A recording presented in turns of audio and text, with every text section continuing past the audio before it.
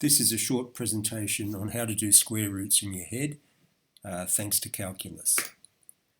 The recipe for this is Taylor's theorem, which is this thing here, but we're going to ignore the second and higher order terms.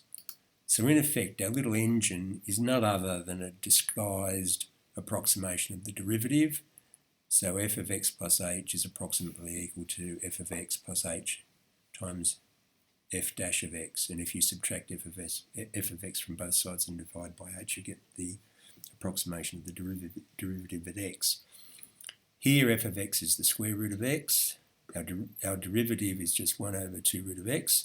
So our approximation we're looking for, which is what we do in our head, is we want the square root of x plus h, and that's approximately the square root of x plus h on 2 root x. So if you make this thing a square, you just get, if x is, b squared, you'll just get b here, and you'll get b down here. So that makes it really easy to do in your head. So here's an example. We want the square root of 340. If you know that 18 squared is 324, it's really simple because it's just the square root of 324 plus 16, which is 18, plus 16 over 2 times 18.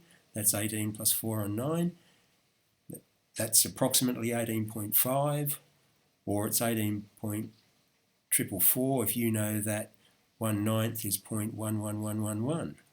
If you put it into a calculator, you'll get 18.439. So that's not bad. 18.444 in your head's not bad.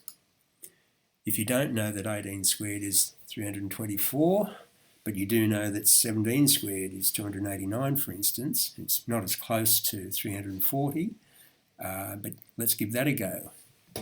When you do that, you're looking for the square root of 289 plus 51, and that's 17 plus 51 over 2 times 17. Well, 51 divided by 17 is 3, so the answer is 18.5. Again, not bad. Why does it work? Well, here's a little diagram.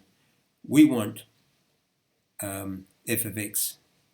We want f of x plus h, the square root of x plus h. Well, that height is the height of f of x plus a here, and that's a true equality. But we approximate to get a.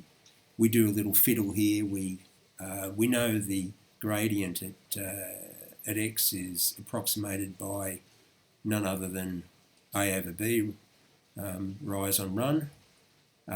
So f dash x is approximately a over b, but we don't know b. We know h. So we approximate a over b by a over h. So a is just h times f dash of x. And there you go. Basically, if you were trained in any scientific discipline before the 1980s, this type of use of Taylor's theorem to work out square roots, cube roots, whatever, in your head was par for the course for many people.